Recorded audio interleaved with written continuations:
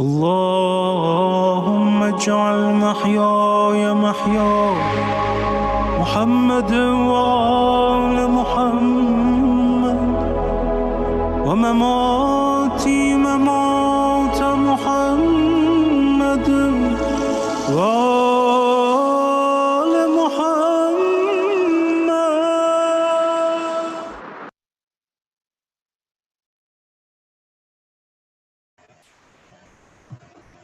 أعوذ بالله من الشيطان الرجيم. بسم الله الرحمن الرحيم. Assalamu alaikum everyone. My name is Shazul Taki and I'll be your MC for today. Without any delay, I'd like to welcome Brother Zahir for their citation of some Quran and some poetry. Please recite aloud salawat. Allahumma salli ala Muhammad wa ala Muhammad.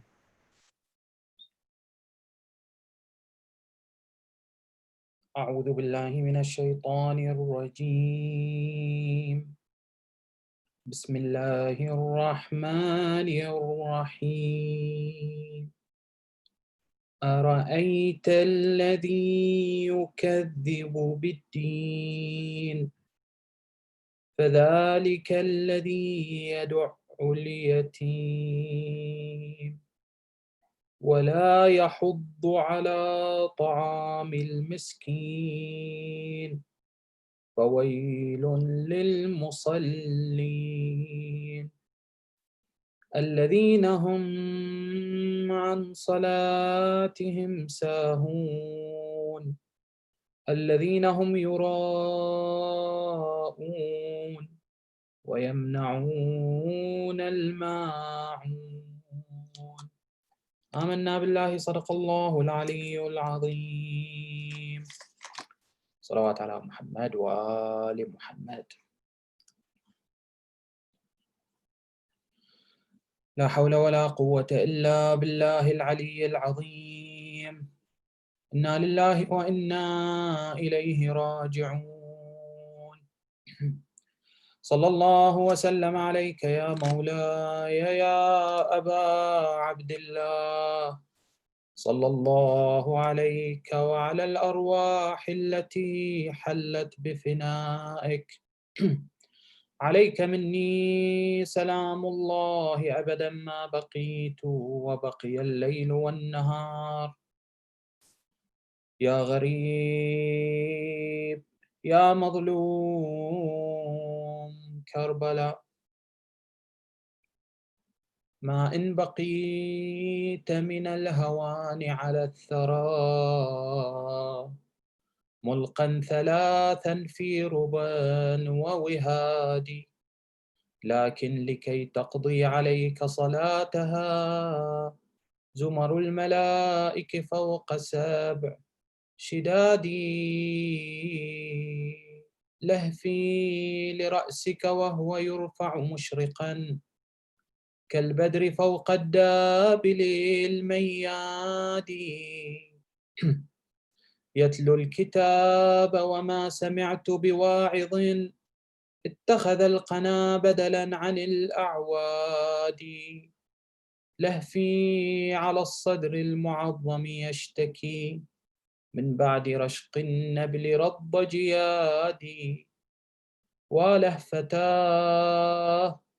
ولهفتاه على خزانة علمك السجاد وهو يقاد بالأصفاد.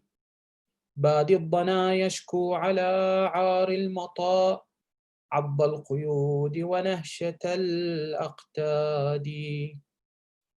ما لي أراك ودمع عينك جامد أو ما سمعت بمحنة السجاد. ويصيح وجداه أين عشيرتي وسرات قومي أين أهل ودادي. منهم خلت تلك الديار وبعدهم نعب الغراب بفرقة وبعادي. سحبوه عن نطع مسجى تحته فبكت له أملاك سبع شداد. إنا لله وإنا إليه راجعون وصلى الله على محمد وآل بيته الطاهرين.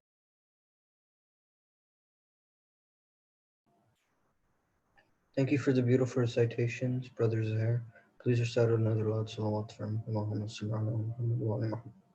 Now, without any delay, I'd like to welcome Maulana Sayyid Hadi Yasin to bless us with his knowledge through his speech. Please recite aloud salawat. Allahumma salli ala Muhammad wa ala Muhammad.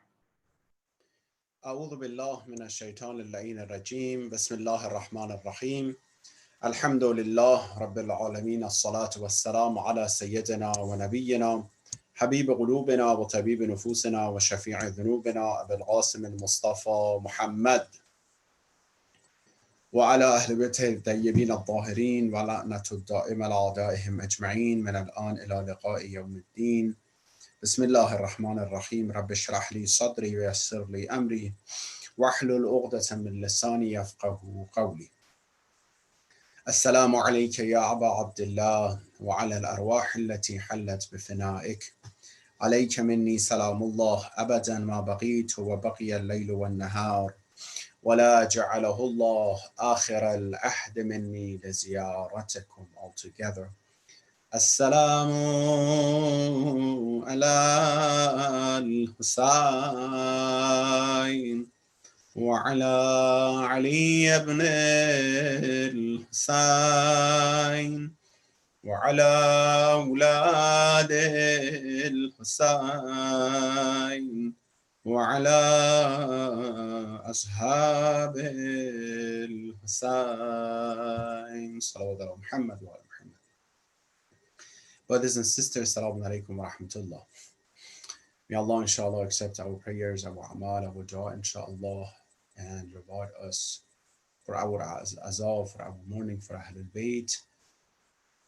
Recite another salawat ala Muhammad wa ali Muhammad. We're talking about the topic of controlling ourselves, controlling our emotions, emotional regulations, being able to lead ourselves, our behavior, and being the one who would manage our affairs, not only external, but even internal as well. It is an ultimate goal, an ultimate hadaf of the majority of scholars. I mean, psychological or social or even spiritual, to help human beings to be able to reach a lifestyle that they can control their desires, they can control themselves, even from the social perspective, control their desires in order to manage the events that happen in their lives. No one can tell you that, let's do this and that, you're not going to have any trouble in life. Let's do this and that, you're not going to have any test in your life. Try this technique so you never have any tragedies in your life. No, it might happen. It might be a disaster situation, a simple test, stressful event, some sort of things, Therefore, the scholars are not coming from all the sciences and knowledge aspects. They're not coming to tell you, do certain things, you won't have issues in life. They can decrease the level of issue, but mostly they want to help us if something happened unpleasant, or something happened stressful, how you're supposed to manage yourself in order not to have issue in life, psychological, mental, physical sometimes, right? Physical aspects, the majority of those physical aspects, many of them are mental, that the pressure mentality comes in, destroy the physical aspect as well. Therefore, this mentality and this perspective is important, that I ask myself what I'm supposed to do, how I can manage myself the way that I am the one who leads myself. And we mentioned this emotional regulation has different factors, such as, the environment, the, personality, lifestyle, worldview. And one of the most important, as we mentioned, is the belief system that can help us to see things around us. Let me give you an example so you might be more familiar with the topic, that how Islamic is this topic. The whole topic of emotional regulation or controlling your emotion is absolutely a spiritual topic. Imagine Islam comes and keeps talking, Quran and Ahlul Riwayat keeps talking about controlling your wrath, your anger. Quran comes and says, وَالْكَاظِمِينَ الْغَيْظِ وَالْعَافِينَ عَنِ النَّاسِ. Those people who control their wrath, they swallow their wrath, right? And they forgive people, forgive others. Well, these two attributes, if you want to name it, or traits, are something that among things that we have to control. If I want to forgive others, I need to control those incidents that happened before in myself and the effect of them, not the incidents, the effect of them on myself, to be able to forgive someone, right? Acknowledge it, understand the effect, and then move forward, communicate with that person and forgive that person. Just the steps. If I'm going to control my wrath, that Amir al-Riwayat we have from traditions, Ahlul Bayt said, I believe he said, I will be surprised to see someone can control the wrath when they're actually angry. The majority of this control, situation saying control your anger. Control the situation not to be too angry. But it's very difficult for someone to control the anger while they are actually angry. Anyhow, so the topic is what? The topic is, imagine Quran keeps coming and says you need to control your wrath. Regulate this emotion, the emotion of sadness or being angry. Ayat of Quran comes talking about the one who is angry, traditions that we have, a lot of recommendations. Well, that person might make a lot of mistakes, hurt himself or herself or other people. You might have seen these people around you. How do you feel about it? Many people don't even want to spend time with them from the social family perspective, right? Many people come to psychologists just because of this issue. I know, I have anger management issue. How can I control it? Well, the big part of it is what? Is a spiritual aspect. That Allah subhanahu wa ta'ala said, you need to do this. You want an example? That guy came to Medina and started cursing Imam Hassan alayhi salatu wasalam. In front of him, cursing Imam Ali salatu wasalam. You heard about this. And Imam Hassan, he dealt with it very nicely and calmly. Forgave him. And that affected this guy. Rasulullah himself, he forgave a lot of the enemies and the kuffar of Quraysh at the time of the victory of Mecca. When he reached Mecca and he was the victorious one, he forgave a lot of them. He could take a revenge. They were those who made a lot of trouble for Rasulullah. This war Badr and Uhud, Khandaq, a lot of them, right? Including Abu Sufyan, that he's the head of the disbelievers. And apparently to the end of his life, he became Muslim, but he was just, he doesn't have any other choice. 20-something years, he tried to kill Rasulullah. Anyhow, Rasulullah even forgave him. Forgiving something that, it was very hurtful, Rasulullah. One of the issues is that they exiled him from Mecca to Sheba Abi Talib. How many 3 years of hunger and issue and death and problem because of them. I don't know, the issue of the wars, the issue of Hamza, Sayyid al-Shuhada, the uncle of Imam Rasulullah, how they, killed him and cut his a'za and his body parts with the order of the wife of Abu Sufyan, the mother of Muawiyah, Hind, Rasulullah forgave them. Well, that comes with a huge soul that he is able to receive, perceive, and acknowledge all those pains, even physically, dunyāvi aspect of Rasulullah. Perceive it, acknowledge it, but for the sake of Allah, which is the order of Allah subhanahu wa ta'ala, he forgive them. Well, that comes with a huge control over his desires. How come other people, other kings, God forbid, in not comparison with Rasulullah, other kings come, they say, we give you the aman nama, we give you the, you will be secure, don't worry about this. On the other side, we see that they actually stand in front of them and they kill them. So that's what we see here. That should be a huge, like Muslim ibn Aqil. The way that they could reach, one of the traditions says they actually lied to him. They said someone came to him and says, all right, if you surrender yourself, so we are going to go to Amir ibn Ziyad and then you're going to be safe. Don't worry about it. Or when he got there, they killed him. So that comes with a lot of power in order to control this emotion of anger or forgiving others, right? We mentioned the practical aspects Allah subhanahu wa ta'ala, He's the one who is the creator of emotions and insan and human beings. He said, if you want to control it, you need to have iman. You need to work on your iman. With that iman comes control. That's amazing. We mentioned not just to believe in Allah and Ahlul Bayt and Rasulullah and that's it. No, to practice Islam, to nurture and develop iman within yourself. That's what it works. To develop it within yourself. That's what is the key here. If you see Ahlul Bayt, the same thing. The companion of Ahlul Bayt, you heard about the example of Malik Ashtar, that the young person comes and he throws some trash on him. And anyhow, he realizes it's Malik, he follows him. He saw that he's in a masjid. What are you doing here? I came to pray for you. While he's a commander of the army of Imam Ali, he can kill him or hurt him a lot. I mean, very easily. But he came here, he went to the masjid and prayed for him. That comes with a huge control over desires. He could right there says, do you know who I am? I'm going to show it to you who I am. Controlling the emotions and desires here, right?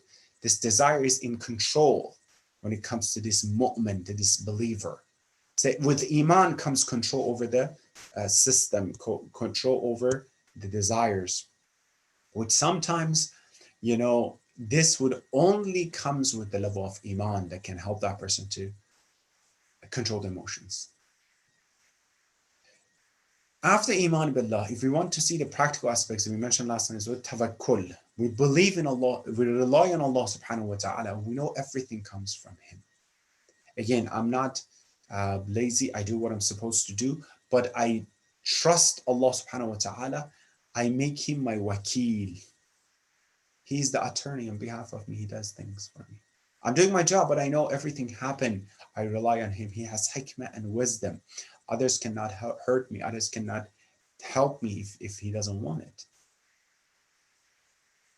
The other aspects I want to mention tonight which is very important and very, very crucial, is the topic of our worldview, which comes from our belief system. How we look at the world around us, how we comprehend the problems and issues that happen in our lives. In reality, you are who you are based on your thoughts, how you see things around. Your personality is shaped and consisted of set of beliefs that you have. It's your personality, right? How you think is how you are, who you are. They judge you based on how you think about different things in life. If an issue happened in your life, how you comprehend that, how you interpret it. Something is wrong, something is an issue in your life, a problem happened, it's a big problem that because you did something wrong, it's negative, Allah subhanahu wa ta'ala was against you, that's why that happened. Or no, it's actually just the nature, that's the situation that happened, that's why this happened to you as well. You know what I mean? So how do we perceive it? How do we look at it? Is always something wrong, because when people come to me, sometimes they ask me, they have an issue in life, they have some problems. The first thing comes and says, am I being punished?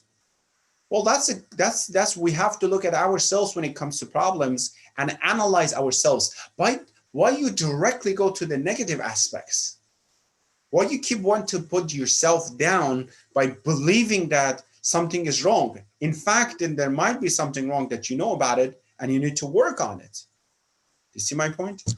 So the way that we look, how we look at things, because let me tell you something, again and again, no one can help you not to have the tragedies, the issues and problems in life. It does happen. Can someone stop people from dying? No, death is a reality. We're going to talk about reality and be realistic. It's a reality. Then imagine someone's not, God forbid, someone's loved one passes away. It's very difficult. It's very painful. It's a grief. We have to have grief and anything, right? All right. But no one can stop that from happening. Islam says, yes, you can be sad, but don't say anything that is kufr. Don't say anything that is not right. Don't hurt yourself. Conduct yourself when it comes to this with all the difficulties, right? That happens to everyone. Therefore, your belief system would help you in order to see things around you. in order to, when something happened very stressful, you be stressful and you fight with others, or your perception towards the things around you, I know it's very difficult, but I need to control myself. That's what Ahlul Bayt they did. That's why Malik Ashtar, who is not an Imam, who's not Ma'asum, he's not a prophet, he's a student of Imam Ali والسلام, a great student of Imam Ali. He reached a level that he has controlled that much over himself, right? The same other Ahlul Bayt, I mean other companion of them, the same thing. Muslim ibn Aqil, again, you heard about this. I said he had the chance to kill that guy Ibn Ziyad in the house of Hani and assassinate him technically, but he says, no, I control myself because that's not the teachings of Rasulullah. I'm not going to do it. So if I want to ask you, brothers and sisters, how you look around and how you interpret events and incidents of your house. If you lose a job, if you have some financial difficulties, if there is, God forbid, a health issue or something like that, how do you interpret it? Two aspects. One, you made a mistake. All right, that I have to do. And that mistake, within that mistake might be the test of Allah subhanahu wa ta'ala. The second, no, you did what you're supposed to do, but now something unexpectedly happened to you. How do you interpret it? Have you ever looked at it as, what do you mean? Like, yeah, I know it's very difficult, but inshallah Allah would help us and I'm going to do my best in order to get out of it. Have you thought why Imam Hussein والسلام, does not complain in Ashura? One time, how about that? He says throughout this path, Ya Allah, I'm Hussein. Hussein minni wa ana Hussein, right? That Rasulullah said. I'm the ark of, security for people and najat and salvation. I'm so and so. I'm the son of so and so. Ya Allah, why you are testing me this way? Okay, so you want me to be away from the city? All right, but where you want me in the Inna Allah sha'an yaraka qatila. He wants to see you being killed. Why you want to? Okay, you want me to be killed? Why this way? Why my? He never says why. He never questions Allah subhanahu wa ta'ala. Why? The way he sees things, the way he perceives and interprets things. Muhammad Hanafiya, the brother of Imam Hussein in Mecca, told Imam Hussein والسلام, why you're going to go there? You know the Kufis, how they are and what they do. And Imam Hussein, he gives him an answer that he says, in Allah sha'ani yarakatila. Allah, I heard from Rasulullah, my jet said, Allah wants to see you being killed there. Then, this is background, by the way. This is the behind. Why? Imam Hussein is telling you, well, why? What is the reason? This is what it's supposed to do with the ilm of imamat, by the way.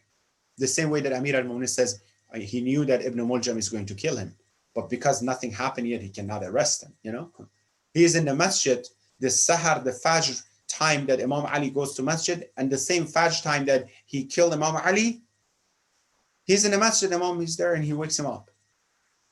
But does Imam, because he knows with the ilm of Allah and the ilm qayb and ilm imamat, Imam can do something without that happening? No, it cannot. This is abusing the power that Allah subhanahu wa ta'ala bestowed them. Then Imam should keep death away from himself. How about that? You're Imam, so keep the death away from himself. That's not supposed to happen. Imam is supposed to, Rasulullah, like Anbiya and Awliya, one day he is supposed to be, dead. Either on the bed or in the battlefield. But because Shahadat is the best death, Imams and Anbiya should reach the level of Shaheed and Shahadat. If you want to say why Imam Hussein, one day Imam Hussein should die. Huh? How? On his bed, in his house, it's far away from the Imamat. The Wiladat is the best Wiladat, like Amir al-Mu'minin in Mecca, and the Shahadat is the best death that they have. Anyhow, but you see that how he perceives and he interprets things around. Therefore, our thought system, the chain of our thoughts and perceptions are important in this aspect. How we see and how we comprehend and interpret things around us. Along with that comes with being realistic. Another aspect of mu'mineen that are realistic. One of the ways that they can control their emotions is because they are realistic. They see the reality. This beautiful, piece of the dua that we recite from Ahlul Bayt taught us to say, Allahumma arina al-ashya'a kama hiya. Ya Allah, show me things around me as they are. Let me see things around me as they are, truly. I don't want to fake things. I don't want pretended things. No, the reality, I want to see the reality. Let me see the things around me as they are. Let me recognize them as what it is. If I want to have a friend, let me see that friends as he or she, who he or she is. Let me have the tawfiq to see them, the reality. I don't want to be blind and follow them blindly, and then later on they hurt me either emotionally, psychologically, spiritually, and say, oh, that was a bad friendship. If I want to choose a major, let me see the reality of that with my research as well, but you help me. If I want to get married, let me help to see the reality of that person, right? That comes with controlling the emotions, that comes with seeing the reality around. The reality is that I might be tested. Why my parents do not understand me? Why? Well, the reality is that people have different perception, different ideology, different understanding, and they train their children differently sometimes. As long as it's supposed is correct, a different opinion. Sometimes I had a person we're talking to, had some family issue, said this, oh, I want my spouse to understand me, to have others' perspective. Was very good. That's very important and crucial skill. But do you have perspective towards the other one? Because sometimes we want others to understand us, but at the same time we don't understand them. In the middle of the issue, you need to understand me. Do you understand him or her? Well, no, I know. This is your turn to understand. What do you mean your turn? Do you have others' perspective at the moment? Ya Allah, you need to do this to me. Oh, okay, so that's your turn? Are you taking turns with Allah? So that's one time though. Do you know the turns of Allah, the perspective of Allah? How, by the way, he's not benefiting himself. How he's benefiting you, and from his perspective, do you see things? Do you look at things? I wanted that job, I didn't get it. I wanted that person to marry that person, I didn't get it. I wanted to get to that school. Do you know Allah's perspective? Do you know how much he loves you maybe because of that? I wanted that car, I didn't. That motorcycle, did you know that you might have been killed in the highway because of that? Allah subhanahu wa ta'ala, he prevented that from happening. No, we don't see the perspective. We just complain. Do you love me or not? Why you didn't give it to me? Why you calm down? Well, I remember the night of Qadr, you said, Ya Allah, help me, support me, the best in my life, everything, keep me away from bala, keep me away from this and that, any issue, any calamity. Well, you just prayed and Allah is keeping you away from those issues that might happen because you want to get there, or you want to purchase it, or you want to do something. If you get to that job, it's not going to be a good job, either physically or emotionally or job-wise or mental or spiritually.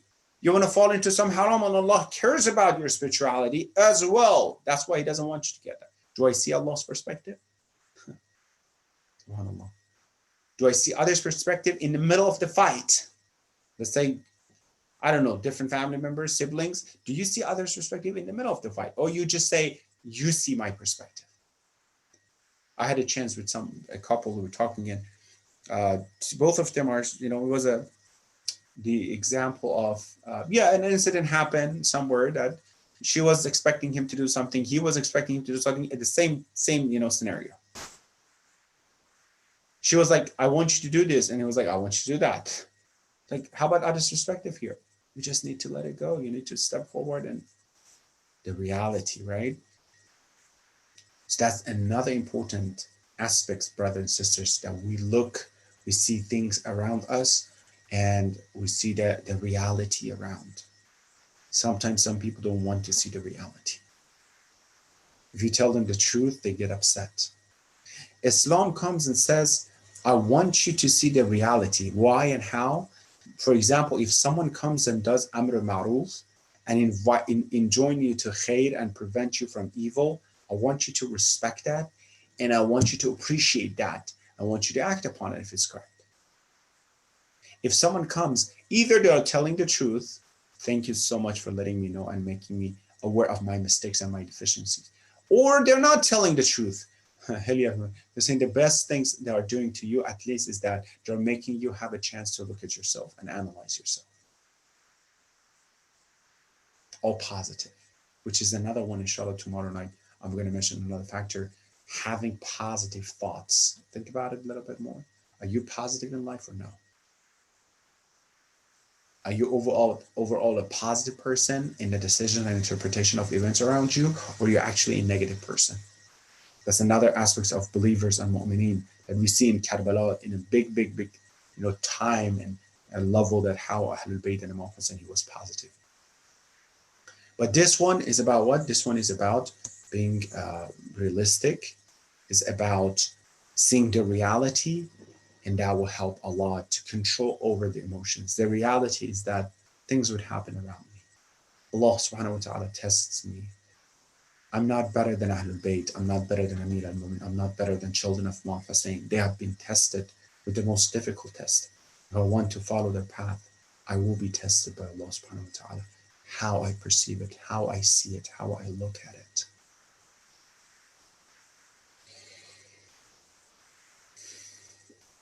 One of the most difficult aspects of life of Ahlul Bayt, brothers and sisters, is not just the day of Ashura. The most difficult one is after Ashura. Imam Sajjad said, the reality of life of Imam Sajjad is very, very, very difficult to accept and very difficult to comprehend, because he sees he's the Imam after Imam Hussein. At the time of Ashura, he's the son of Imam. He sees what is happening to his father and to his Imam, to his brother, to his uncle, to his cousins, to his friends. He's seeing that what's happening. He wants to go there help. He heard the voice of Imam Hussein and his father, and his Imam Halman Nasir Yansurni. But this is the reality. Allah wants you to be alive. Allah wants you to be saved because you're the next Imam. How he has been tested. Wallahi, if you don't say that, it's more difficult than anyone else. Imam Sajjad, he has pain within himself, within his heart. He's hearing the voice of his father, Halman Nasir. He wants to stand up. He can't. Allah told him, no, I want to make you be feeling sick today. You're not supposed to become Shaheed. I need you, Ya Ali ibn al-Hussein, for something more important. Subhanallah, the heart of Imam Sajjad. Imam Sajjad is the man of the caravan of Hussein. Imam Sajjad is the man in charge of the caravan of Hussein. Imam Sajjad is the Imam of the time of the caravan of Hussein. Under so much, limitation and restrictions and supervision strictly by Bani Umayyah, not letting him do anything, and the caravan seeing the head of his father in front of him throughout the time from Kufa to Damascus. Oh, how difficult it is to see the head of his father in front of him, Imam Sajjad. How difficult it is to go to the palace of Ibn Ziyad and see the Mal'un with the head of Hussein. How difficult in Sham and Damascus, see the head of Hussein and Yazid Mal'un. He is hitting beautiful lips and teeth of Hussein with the stick of the wood. Ya Allah, how difficult for Imam Sajjad. He said himself, ask him when was the most difficult part. He said 3 times, Asham, Asham, Asham. The most difficult part of this trip is what? Is the Sham and Damascus, when people were celebrating our Azaa and our Masa'ib. Imam Sajjad, he had patience. He's the Imam of the time. He had the wasiyah of Hussein. He got the wasiyah of Imamat from Hussein alayhi salatu wassalam. Oh, Imam Sajjad, we didn't talk that much about you, but you are hearing, seeing, comprehending and receiving among the biggest masa'ib of Ashura. But when you see the body of your father Hussein underground, those Mal'un Umar Sa'ad's army, they buried their own, deceased one and killed one. But when it comes to body of Hussein and Shuhada, they left them underground for 3 days. السلام عليك يا أبا عبد الله وعلى الأرواح التي حلت بفنائك. عليك مني سلام الله أبدا ما بغيت وبغي الليل والنهار، ولا جعله الله آخر الأهد مني لزيارتكم. All together, brothers and sisters. السلام على الحسين وعلى علي بن الحسين وعلى أصحاب الحسين وعلى أولاد الحسين وعلى أصحاب الحسين، على لعنة الله على القوم الظالمين، وسيعلم الذين ظلموا أي منقلب ينقلبون. اللهم صل على محمد وعلى محمد. اللهم عجل لوليك الفرج والعافية والنصر، ومت في عمره الشريف وزين الأرض بطول بقائه، وجعلنا من عوانه وأنصاره وشيعته. يا رحمن يا رحيم ثبت قلوبنا على دينك بحق الحسين يا الله. Hasten in the door of our Imam Mahdi. Give khair hajat of my brothers and sisters. Ya Allah, those who are under difficulties, provide opportunity for their freedom. Accept all these little ghalil, azah and mourning from Imam Hussein from us. Ya Allah, those who are sick, cure them, and those who passed away, send the thawab and reward from our gathering to their soul. Rahimallahu man yaqra'u al-fatihata ma'as salawat. Wassalamu alaikum.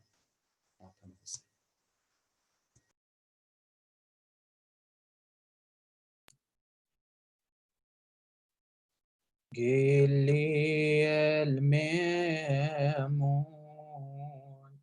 وين والينا، راح ابو السجاد لو يرد لينا. انا يا الميمون، أنا يا الميمون، بيدي جدمتك وين خمش قلب من ريحة بحسين. بالله ودعتك والباري حسب بوقت روحي تلوج، وانتظر جيتك وعيوني جيتني خالي حسين شا وين راحمني دينا. بالله يا الميمون رد علي جواب واخفي ويني سرجك المقلوب. صاب قلبي صواب وثقل حنين، هذا دمي حسين لو حمر خضاب ما تدلي هم الميمون، ويهمل عينه راحمني يدينا. دم يا الميمون وجهك خضابه والقلب عطب من وريد حسين، لو مني صوابا وجهك تخاف قالها سهم البير بالقلب صابه شمالك يا زين دم أخوك حسين ما تعب فينا راحمني ديانا. صلى الله على محمد وآل محمد. زيارة. السلام عليك يا رسول الله، السلام عليك يا حبيب الله، السلام عليك يا خير خلق الله، السلام عليك يا أمير المؤمنين يا وصي رسول رب العالمين، السلام عليك يا فاطمة الزهراء سيدتي وسيدة نساء العالمين، السلام على الحسن المجتبى، السلام على الحسين الشهيد، السلام عليك يا أبا عبد الله وعلى الأئمة من ولدك، السلام عليك يا مولاي يا صاحب العصر والزمان، الأمان الأمان الأمان، سيدي عجل الله فرجك وسهل الله مخرجك وجعلنا الله من أتباعك وشيعتك، وصلى الله عليكم جميعا سادتي ومالي ورحمة الله وبركاته. صلوات على محمد وآله.